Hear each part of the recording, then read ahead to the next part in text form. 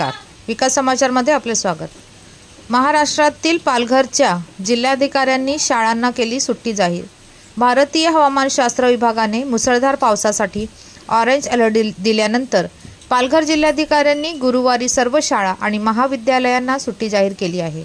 भारतीय हवामान खात्याने दिलेल्या पूर्वसूचनेनुसार दिनांक 25 जुलै 2024 रोजी पालघर जिल्ह्याला अतिवृष्टीचा इशारा देण्यात आलेला असून पालघर जिल्ह्यात सद्यस्थितीमध्ये अतिवृष्टी होत आहे।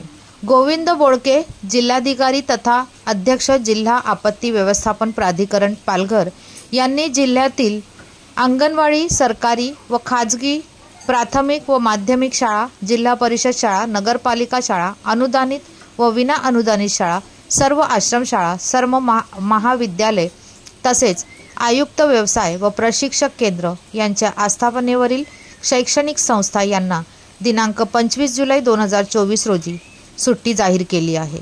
धन्यवाद। वसईहून मी शहनाज शेख, विकास समाचार। चॅनलला लाईक, शेअर, सबस्क्राईब जरूर करा।